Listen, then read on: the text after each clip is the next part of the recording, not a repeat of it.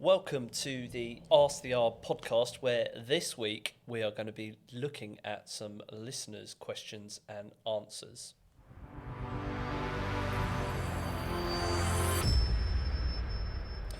So, welcome back to the Ask the R podcast. It has been weeks. I think the last podcast we put out was the one with Mark Council at Logie Timber, which was an absolutely fantastic episode, and we've got a video coming on that one real soon. So it's been a little while before I've done this. I've got some questions in. I've actually been involved because it's hectic and mental this end at the moment. So I've actually been involved with the sales and quotation process here at ROAVR over the last couple of days or so, which has been great because it's meant that I've been able to pull in some of these questions. But before we get to those questions, it is time for this. If I remember which button to press.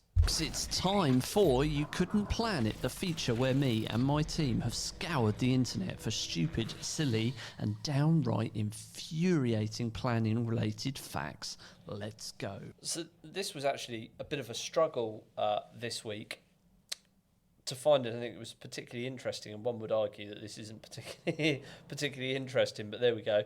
The title of this article is Spud Fusion in Portsmouth submits a planning application after Spud Wars. So make of that what you will. It says, the article goes on to say, Spud Fusion, based on Goldsmith Avenue in Portsmouth, has applied for retrospective planning permission from Portsmouth City Council. The business has been operating since 2025, selling loaded jacket potatoes. There's a photo here in the article, they look very good. Originally launched as Spudfather before rebranding and sparking what social media dubbed as Spud Wars. So retrospective planning permission was on the cards there. The application submitted by agent seeks to regularise the trailer's use of the site and secure its long-term future. So, folks, this is what happens. Sometimes in business, one of my mentors says, and I will get absolutely slated for this in the comments, one of my mentors says that sometimes it's better to ask for forgiveness rather than permission. And this is one of those cases where, you know, okay, perhaps it is. This is going to stray beyond the realms of this podcast. It is so difficult to run a small business in the UK at the moment. The turnover taxes that we're subject to are just horrific. I was speaking to a friend of mine yesterday who I was doing some AI consultancy for, and their business rates have gone from 13,000 a year on the rateable value to 140,000. How are you supposed to find that money? And remember, that comes before profit.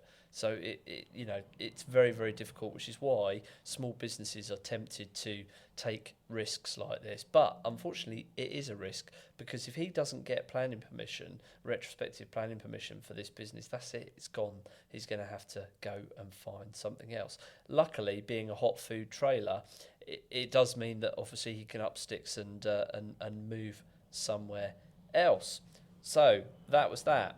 Right, let's have a look. Let's get into some questions, if I can find them. What have I done with them? Let's have a look. Oh, I know where they are. This makes for fantastic radio, doesn't it? There we go. What have we got here? Sophie. So, Sophie, this is one I was dealing with yesterday, actually. She says, when do I actually need a tree survey before submitting a planning application? Is it always required or only in certain situations? So in theory, Sophie, if there are trees on or adjacent to the red line boundary of your development site, then you are going to need a tree survey. Now, sometimes it does sneak through. Sometimes these applications do sneak through. But if you've got a switched on planning officer, the person that validates your planning application, they might go on Google Maps and have a look, and if they can see trees on or adjacent to the red line boundary of the site, then they're going to ask you for at least what's known as an arboricultural impact assessment. So in theory, if there are trees on or adjacent to the red line boundary of your site, it's always going to be required. You are always going to require a a tree survey. So hopefully that's helpful. The British standard is actually going to be changed, and what that means for you is that what we currently split between an arboricultural impact assessment and an arboricultural method statement, so what happens before planning and after planning, that's all going to be combined into one, I believe. Sticking with trees, we've got one here from Grant in Harlow, and he says, what's the difference between a BS 5837 tree survey and an arboricultural impact assessment? Do I need both? They're exactly the same, Grant.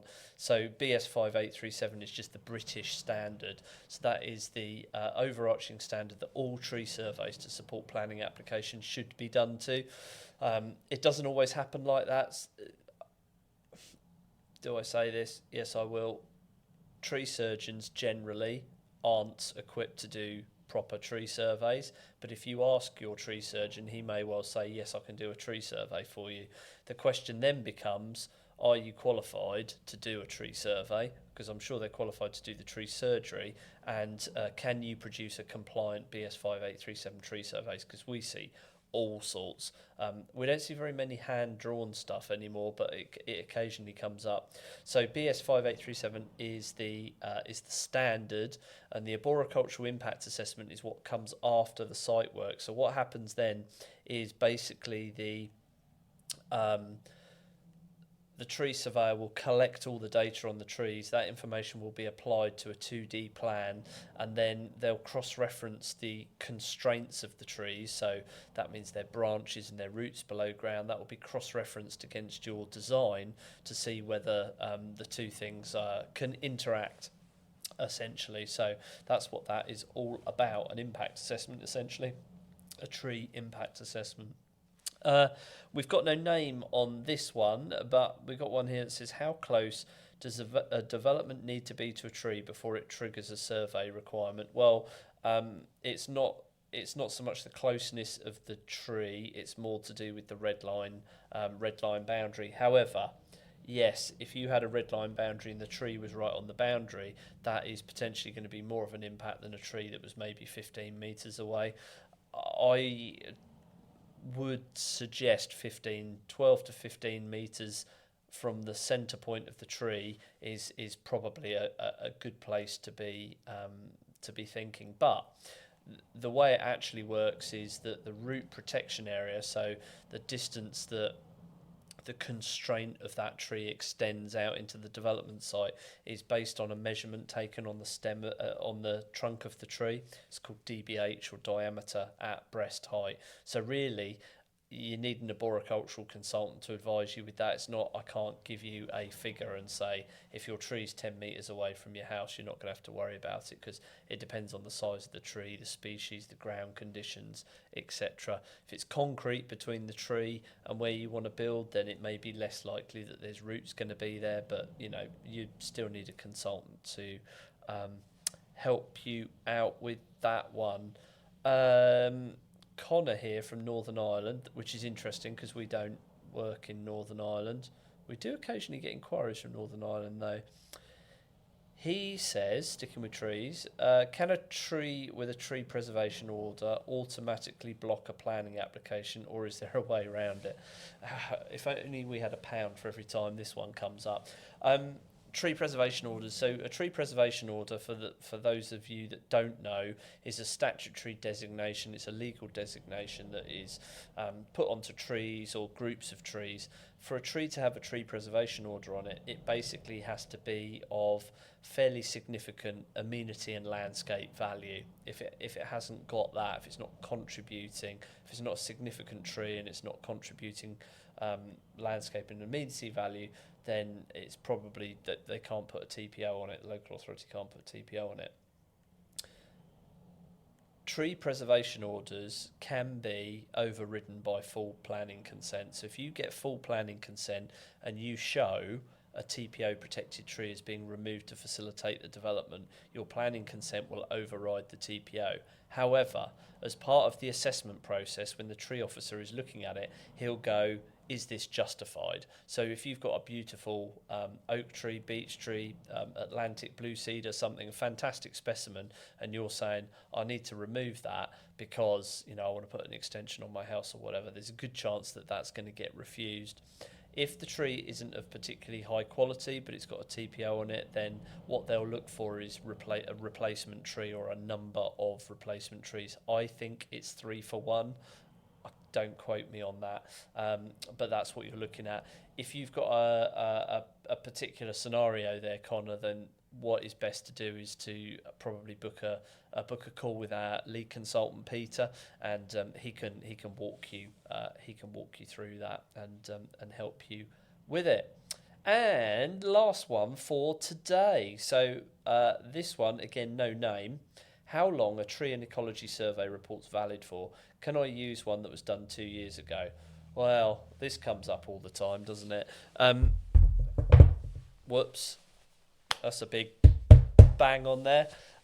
So let's talk about tree surveys first. So the validity period of a tree survey is generally 2 years. If nothing major has changed on site, any arboricultural consultancy worth its salt should be able to just do a quick desktop check and a quick desktop update, but it depends on the complexity of the site. We tend to say anything over 2 years, we really want to come back out and have a look at the trees, because it may be, you know, it may work in your favour if things have changed on site.